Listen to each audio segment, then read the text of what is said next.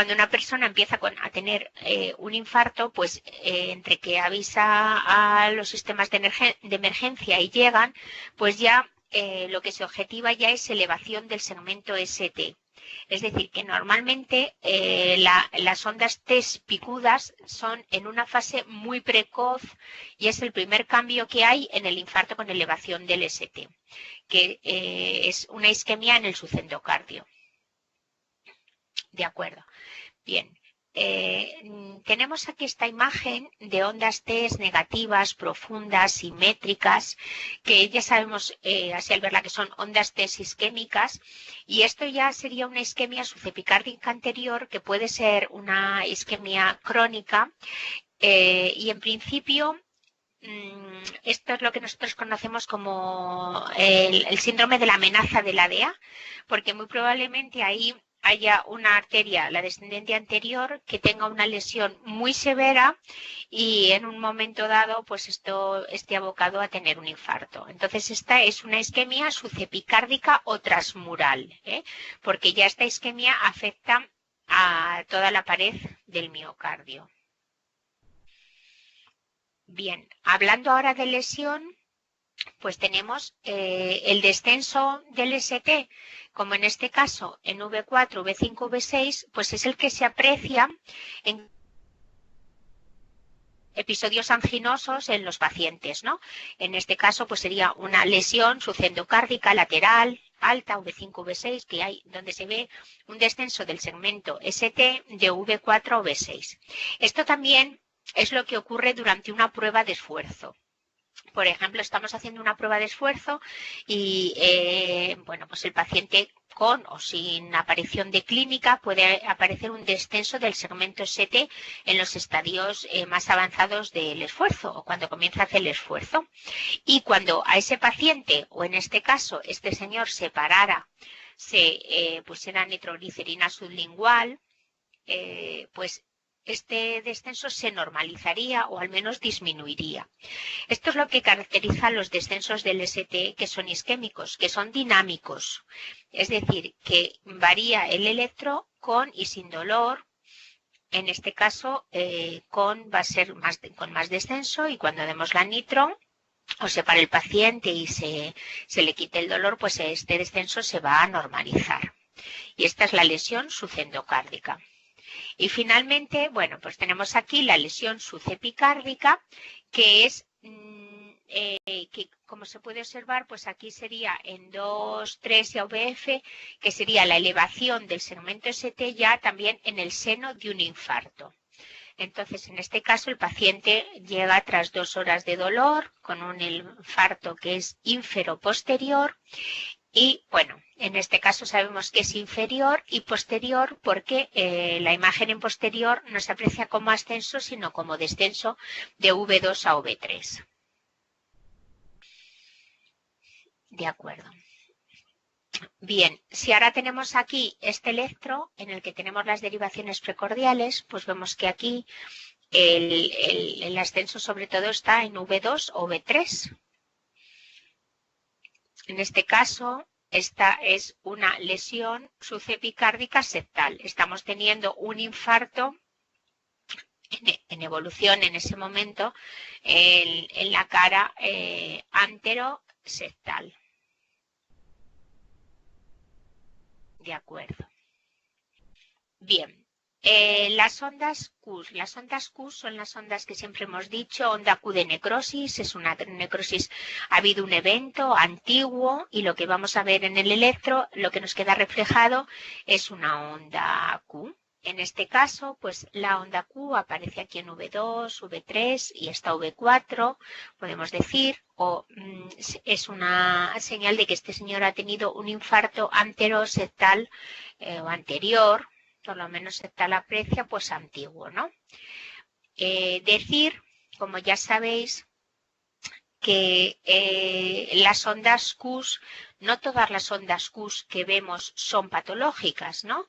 Sino que para ser patológicas tienen que tener una serie de características. Estas ondas que son patológicas pues tienen que tener una profundidad superior a 2 milímetros, una relación Q R mayor del 25%. Normalmente en la derivación de 3 hay una Q más marcada en condiciones normales, por eso estos criterios no son válidos. Entonces lo que se ve es una Q ancha y mayor de 6 milímetros, que suele ser patológica, así como una Q ancha acompañada de Q patológica en 2 y AVF.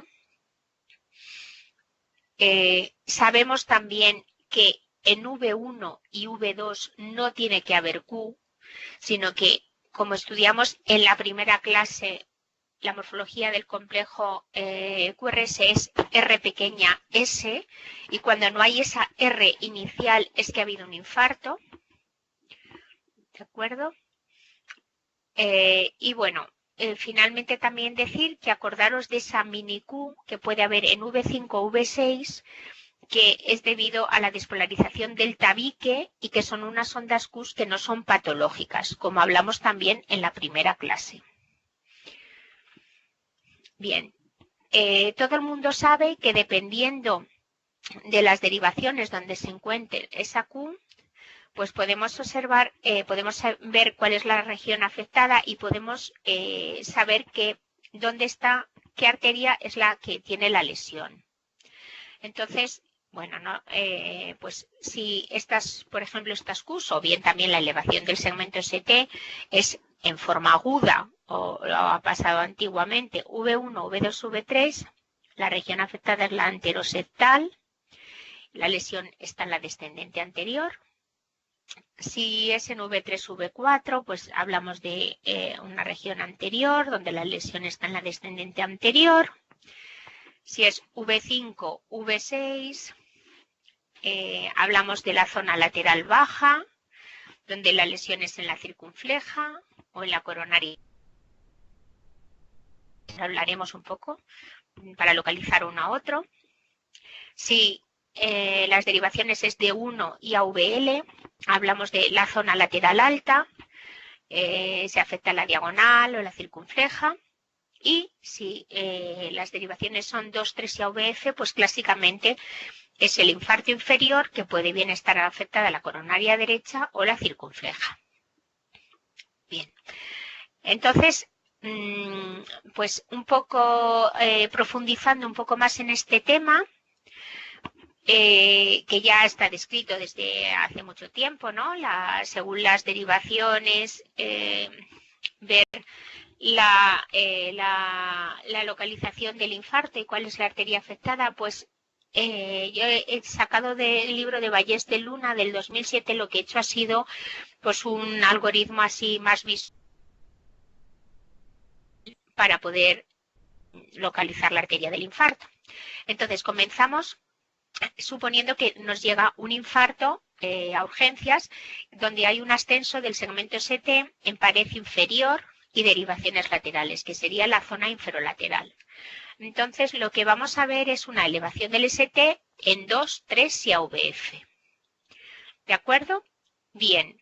Bueno, pues si en esta elevación nos fijamos y la elevación es mayor en 2 que en 3 y en 1 y AVL también hay elevación del ST, es decir, que tenemos una elevación en 2, 3 AVF y en 1 y AVL, en 2 mayor que en 3, con un descenso en V1 y V3, pues la arteria que suele estar ocluida es la circunfleja proximal a las ramas de la primera obtusa marginal. Entonces este infarto pues suele ser un infarto grande de pared lateral, pared inferior, segmento inferobasal. ¿De acuerdo? O sea, en realidad estoy profundizando en este tema que no cambia las indicaciones de lo que es el síndrome coronario agudo con elevación del ST, de activación de código infarto y hacer un cateterismo urgente. Pero bueno, esto es para saber un poco más o para, bueno, hasta que se vea qué arteria, pues también estudiar, bueno, pues tener más conocimiento, ¿no? Si acaso lo que tenemos es una elevación solo en 2, 3 y AVF, donde en 3 sea mayor que en 2, pues entonces lo que miramos ahora es podemos mirar, bueno, si tenemos derivaciones derechas, pues vemos cómo es la 4R, la derivación derecha. Si está elevada, en derivación derecha, en la V4R, con un descenso en V y en AVL, que es lo que caracteriza, bueno, pues esta oclusión sería en la coronaria derecha y como hay una elevación de lo que sería la afectación del ventrículo derecho, es una afectación muy proximal de la coronaria derecha, proximal a las ramas del ventrículo derecho. En la pared inferior y en la parte posterior del septum y lesión del ventrículo derecho. Sí. Está más afectado en 3 que en 2, con un descenso en ST y en OVL, que no se ve esa elevación en las derechas, pues es una oclusión de la coronaria derecha distal a la rama del ventrículo derecho. Es decir, que ya ha salido la rama del ventrículo derecho y es solamente de un infarto inferior y de la parte posterior del septum. Bueno, así parece que es difícil, pero si por ejemplo tenemos este ejemplo, esto fue un paciente que vino a mi guardia, pues entonces tenemos aquí las derivaciones 2, 3 AVF y luego aquí se hizo derechas, entonces 2, 3 AVF en 3 mayor que en 2, en 1 AVL no hay elevación, ¿vale? No hay ni en V5 ni V6, entonces, bueno, prácticamente podemos decir que estamos hablando que esto estará una afectación de la coronaria derecha, ¿de acuerdo? Y ahora hacemos derechas, entonces aquí están las derechas, V3R, V4R, y entonces no hay elevación del ST en las derechas. Si no hay elevación, pues esto sería una coronaria derecha media. ¿Veis? Fácil. Bueno, fácil que si no lo habéis adivinado, pues no os sorprenda, porque también puse estos electros yo por forma anónima, pues eso, haciendo estas encuestas que hago yo de forma anónima, entonces puse la coronaria derecha a nivel del ostium, la coronaria derecha media, la circunfleja proximal a las ramas de la primera tusa marginal, o no sé decir con este electro la coronaria derecha, o si es circunfleja. Entonces, el 50% de las personas sí que aceptaron, pero el otro 50% pues no sabían exactamente de qué arteria se trataba. ¿De acuerdo? Entonces, bueno, pues si ahora lo volvéis a echar un poquito para atrás, lo repasáis y cuando os llegue un infarto a la puerta, pues intentáis ver si siguiendo este algoritmo, pues acertáis con la arteria, ¿vale? De acuerdo. Entonces, pues tenemos un algoritmo igual, pero más complejo para la cara anterior. Cuando el ascenso del ST es en derivaciones precordiales y en uno en AVL, que es lo que se denomina la cara anteroseptal, ¿no? Entonces, este algoritmo sería igual. Lo que ocurre es que hay 6 apartados, ¿vale? Bien, entonces si es una elevación del ST de V1 en V1 a V4, V5 y a VR, pues esto es una zona anteroseptal extensa y la oclusión de la DA es muy proximal a las diagonales y a las septales, que son las ramas que salen de la descendente anterior. Si en V1 no está afectada y la elevación comienza a V2, pues quiere decir que el septo no está afectado. Entonces, la DA es una oclusión también proximal, pero ya ha salido la septal, porque no está afectado el segmento, el septo. ¿De acuerdo? Y es proximal a la D1, pero ya ha salido la septal, es una zona anterior extensa. ¿De acuerdo? Si ya tenemos que el ST es de V2 a V4, V5 y en 2, 3 y AVF hay una elevación, pues en principio es una DA más distal porque ya han salido la diagonal primera y la septal primera. Os repasáis cada uno de las cajitas. Por ejemplo, vamos a imaginaros un caso con elevación solo en 1 y AVL, que es una zona anterolateral limitada. Pues cuando solo hay esta zona con un descenso en 2, 3 y AVF, esto es que se ha ocluido selectivamente la D1, que es la diagonal 1, rama de la descendente anterior. que es un caso muy localizado. De acuerdo, por ejemplo, en este ejemplo, ¿veis? Tenemos 1, 2, 3, AVR, AVL, AVF, V1, V2, V3, V4, V5, V6. Y tenemos la elevación en 1, en AVL. Tenemos la elevación del ST en 1, en AVL, con un descenso en 2, 3, AVF. En 3 es mayor que en 2. Y esta se trata de una oclusión de la primera diagonal de 1, es una zona anterolateral limitada. De acuerdo.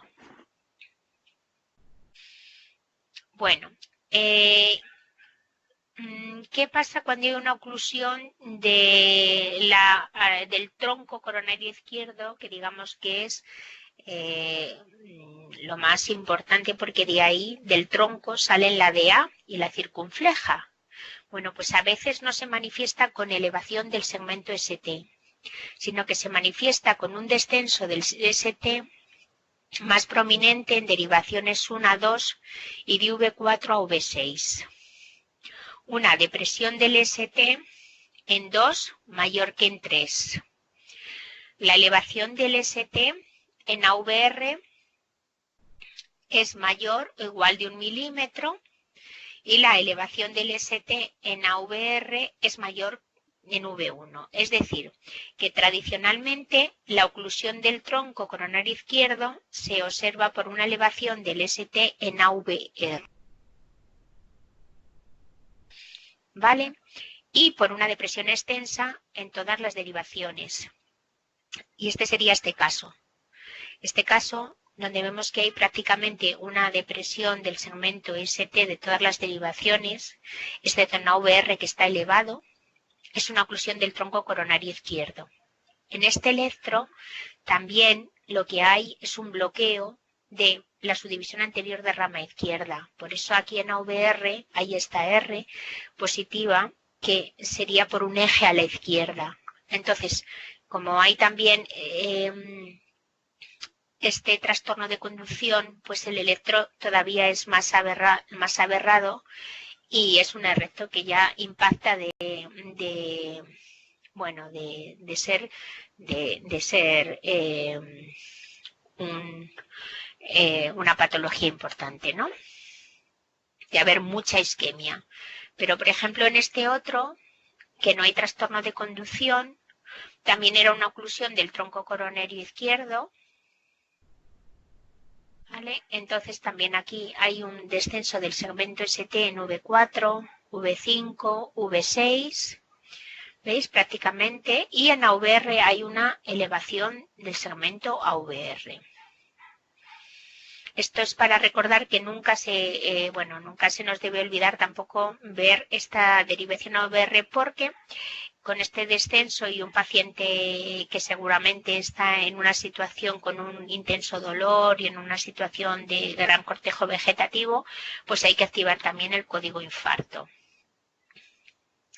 Bien, vamos a continuación a pasar por una serie de casos muy interesantes. He querido hacer esta clase más bien de casos para que veáis muchos electros, como en este caso 1, que tenemos un paciente de 68 años, hipertenso, obeso, hipercolesterolémico, que acude a urgencias porque en las últimas 48 horas ha tenido un dolor torácico opresivo irradiado a mandíbula cuando camina deprisa. Y cuando llega a urgencias, pues tiene un episodio de dolor, ¿vale? Entonces, con el dolor, como podemos observar aquí en V4, V5, V6, hay un descenso del ST, y ya cuando se queda sin dolor porque le damos nitro, pues parece por lo menos, mirad, V5, V6, pues que se ha normalizado casi completamente. Esto es lo que os decía, de que estos descensos son dinámicos en caso del síndrome coronario agudo. En este caso sería un síndrome coronario agudo sin elevación del ST. El síndrome coronario agudo sin elevación del ST, si el paciente se estabiliza, se queda sin dolor, pues no hace falta hacer urgentemente ese cateterismo, pero sí por lo menos en las 24 horas siguientes. Entonces, en este caso, pues sí que se objetivó una lesión en la circunfleja proximal, sobre la que se colocó un stent. ¿De acuerdo? Bueno, a continuación tenemos otro caso. También es un señor igual, también de 68 años, un varón con factores de riesgo y con un dolor torácico muy intenso de 2 horas de evolución.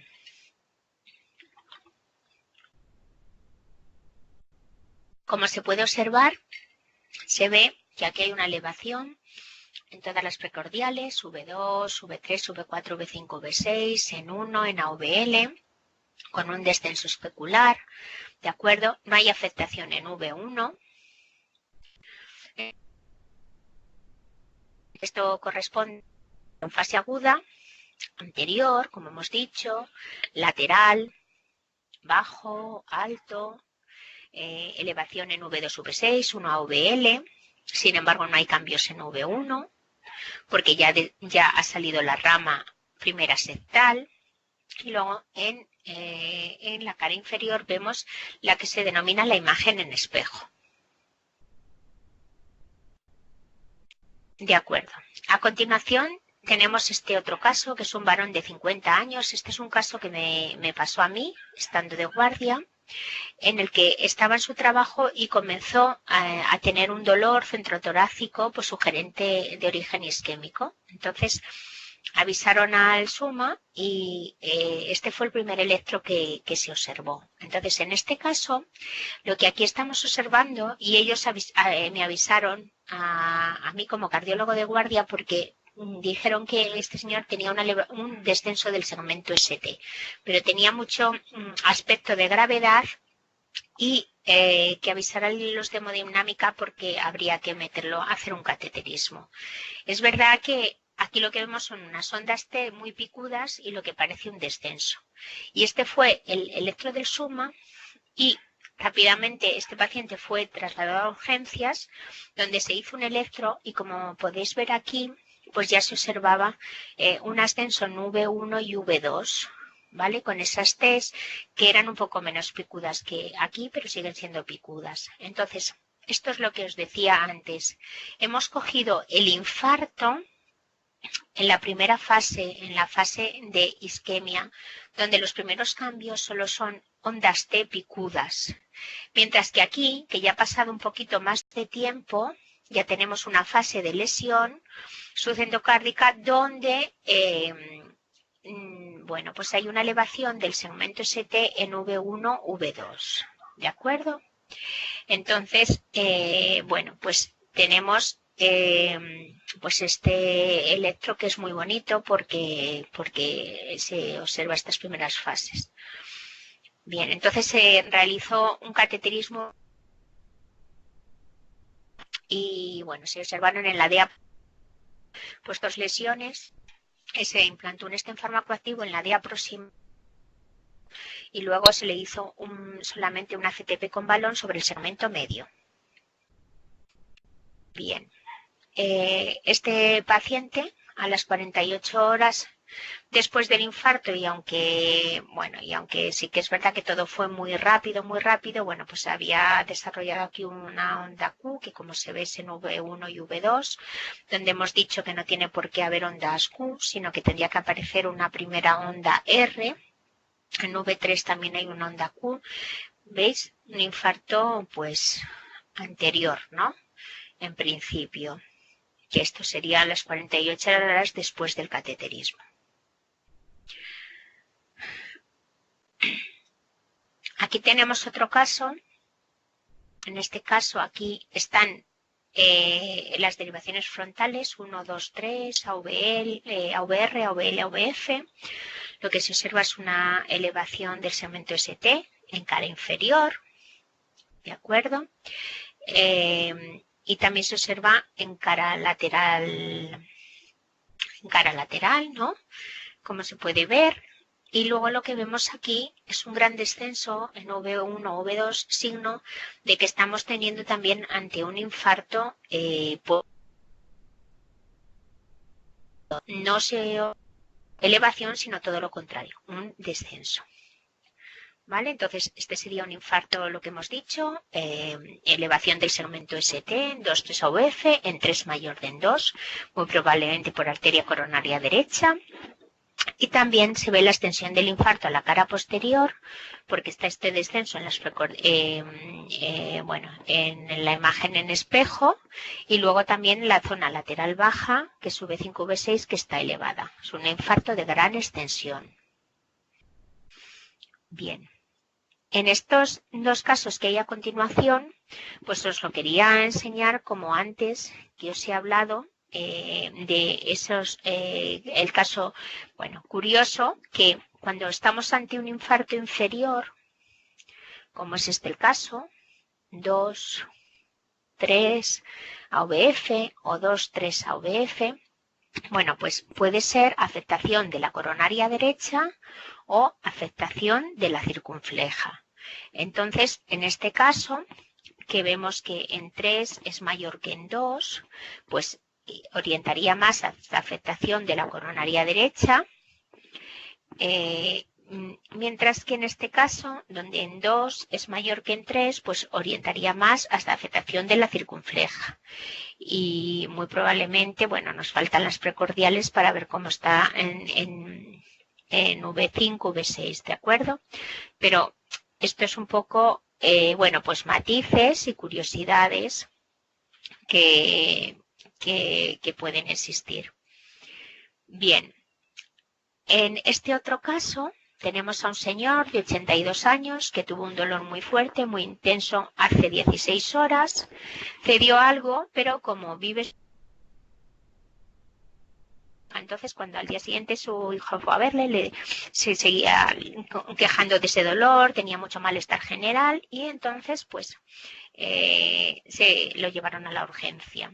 Entonces, en este caso, pues es un infarto ya de más de más de 12 horas de evolución, donde en fase subaguda, donde ya se ha aparecido la onda Q aquí en cara anterior, una onda Q, la evolución del ST y casi, vamos, en este caso los marcadores miocárdicos, como ya han pasado ya más de 12 horas, pues la CPK estará elevada, ¿de acuerdo? Aquí también se ve que también tiene Q en 1, en AVL. Entonces, pues este es un caso bonito en la que es un infarto en fase subaguda. Bien. Este otro caso lo quiero también poner porque, vamos a ir revisando, vemos que hay elevación en 2, en 3, en AVF, ¿vale? También vemos que en 2 es mayor que en 3, 1 también y AVL, V5, V6 están elevadas. Este es un infarto inferior lateral. Y lo que quiero llamaros la atención es en lo posterior, en V1, V2, V3. Entonces, en la cara posterior no se observa elevación del segmento ST.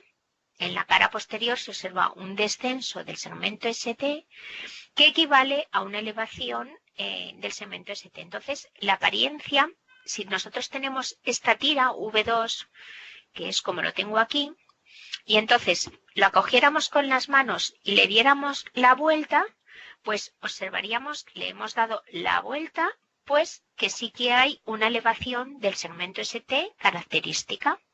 Esta es la típica apariencia en el infarto posterior. Habitualmente, el infarto posterior se acompaña de infarto inferior.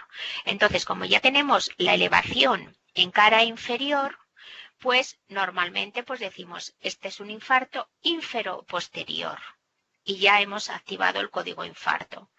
Pero si fuera un infarto de zona aislada posterior, un infarto solo posterior, ese descenso del ST es como un ascenso. Entonces, también habría que activar el código infarto. ¿De acuerdo? con lo cual el infarto posterior hay que activar el código infarto tratándolo igual que si fuera una elevación del ST. Bien, a continuación tenemos el llamado infarto agudo de difícil diagnóstico en el electrocardiograma. Entonces, esto puede ocurrir, bueno, que este infarto agudo debute con un bloqueo de rama izquierda. Entonces, cuando el infarto agudo debuta con un bloqueo de rama izquierda, pues hay que tratarlo como si fuera un infarto agudo con elevación del segmento ST. Es decir, que hay que activar el código infarto. Pero puede ocurrir que este paciente ya tenga un bloqueo de rama izquierda basal y que teniendo ese bloqueo de rama izquierda propio, pues tenga un infarto. Entonces, en ese caso, siempre se ha dicho que es muy difícil en el seno de un bloqueo de rama izquierda, pues diagnosticar un infarto de miocardio. Pero sí que hay algunos criterios establecidos por una cardióloga en el año 1991, que se llaman los criterios de Sgarbosa, Elena Sgarbosa, que hay una serie de datos dentro de ese electro que nos hacen pensar que estamos ante un infarto de miocardio. Entonces, estos criterios, pues empezamos por el primero, que es la elevación del segmento ST concordante. ¿Qué quiero decir concordante? Con el concordante significa que si el QRS es positivo, el ST también es positivo. Entonces, cuando hay la elevación del ST concordante con que haya una elevación de más de 1 milímetro, esto ya se le asignan 5 puntos. Si miramos de V1 a V3 y hay un desnivel del segmento ST, para que tenga significación tiene que ser también mayor de 1 milímetro y se le da 3 puntos. Y cuando el QRS y el ST son, digamos, discordantes y hay una elevación, esta elevación tiene que ser muy llamativa, de más de 5 milímetros. Y a esto solo se le da lo que menos, 2 puntos. Entonces, cuando hay mayor o igual de 3 puntos, cuando se cumpliera este criterio o este criterio, estamos ante un infarto con elevación del ST mayor o igual del 90%.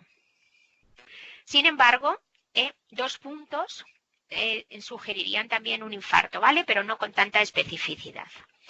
Bien, en principio, si esto, este es un ejemplo de un electro, que es un electro real, paciente que tenía un bloqueo de rama izquierda previo, recordar cómo era la imagen del bloqueo de rama. Vamos a fijarnos aquí, bueno, la derivación 2 no salió bien, ¿vale? Pero pensando en que esto son 2 extrasístoles y estos serían los complejos normales del infarto, como vemos aquí en 3 y en AVF se cumpliría este primer criterio, que es en caso de concordancia, pues hay un ascenso del ST que es por lo menos aquí de 4 milímetros, aquí por lo menos de 2, y ya tendríamos 5 puntos. O sea, hay una elevación muy importante en 3 y AVF. Si miramos aquí de V1, V2, V3, hay descenso. Y también tendríamos un descenso del ST más de 1 milímetro en V2, V3, a lo que ya le daríamos 3 puntos. Con lo cual, en este caso, pues estamos teniendo un paciente con un infarto, con un cuadro compatible, con un dolor, con un infarto, en el seno de bloqueo de rama izquierda. Y le vamos a hacer un catetrismo, ¿de acuerdo?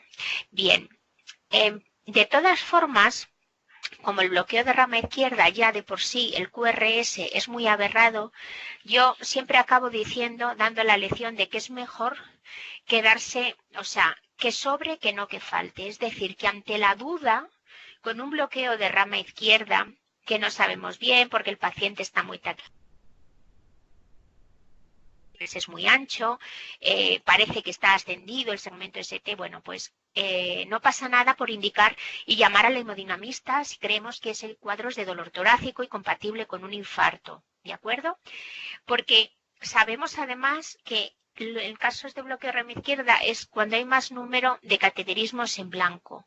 Cateterismos en blanco nos estamos refiriendo a que son arterias coronarias. ¿De acuerdo? Entonces, no pasa nada.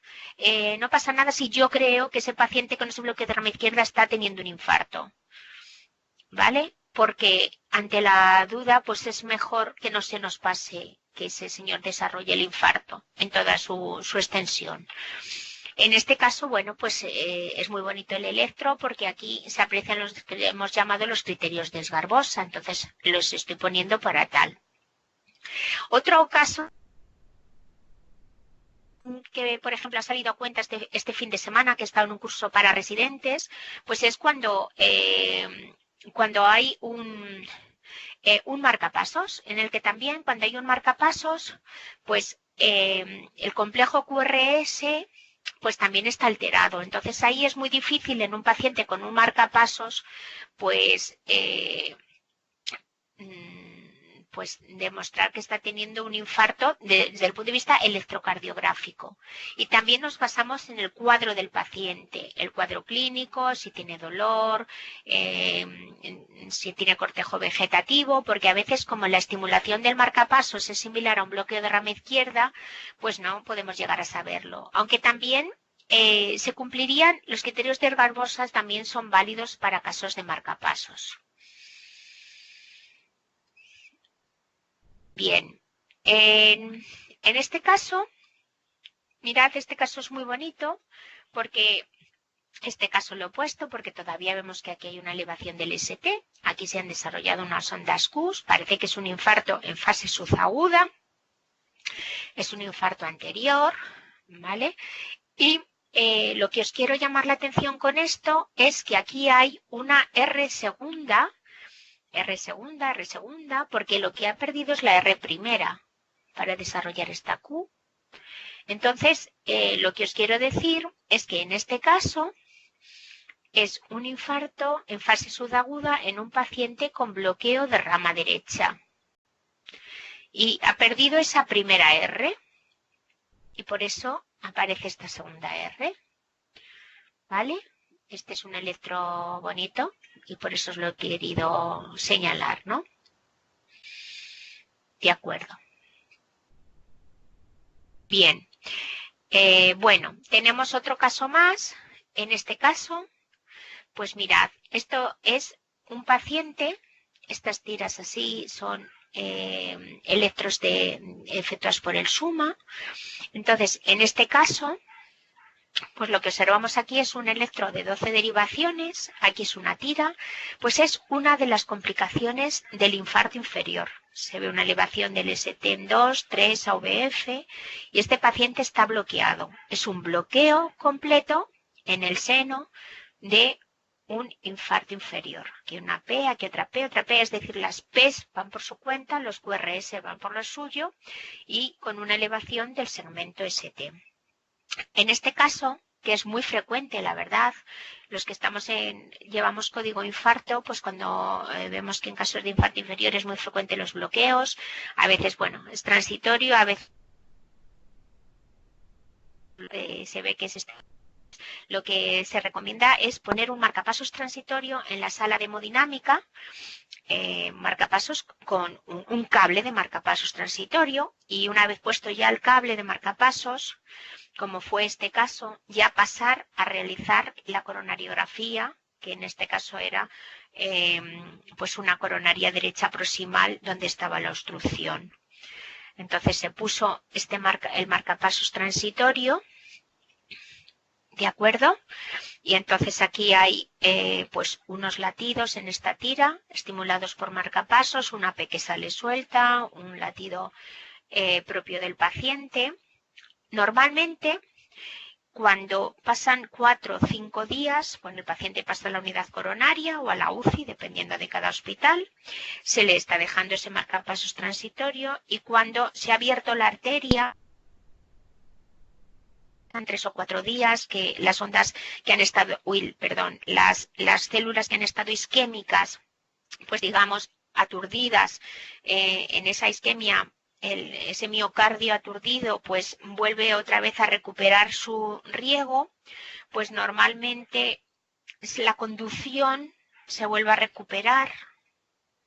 Y esa conducción que se vuelve a recuperar, pues se puede habitualmente quitar ese marcapasos transitorio y no se van con marcapasos permanente. Como he dicho, en el caso del infarto inferior esto es relativamente frecuente y es en principio más benigno que si existiera un bloqueo completo en el caso de un infarto anterior. Bien, tenemos otro nuevo caso aquí. Bueno, y esta es otra de las complicaciones, como he dicho, de los infartos. En este caso también el infarto era inferior y en ese caso en el que estábamos haciendo el electro de 12 derivaciones desarrolló una fibrilación ventricular.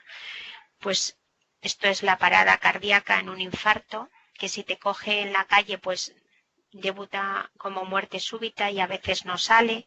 Si están cerca servicios de emergencia o un desfibrilador que pueda existir por ahí, un DESA, pues se puede dar la cardioversión porque este ritmo es ritmo desfibrilable y hay que desfibrilar. ¿De acuerdo? En este caso, bueno, se supone que al estar el electro de derivaciones esto lo hizo con los servicios de emergencia al lado y se podría desfibrilar, ¿de acuerdo? Una otra complicación arrítmica que da lugar a la muerte en los casos del infarto.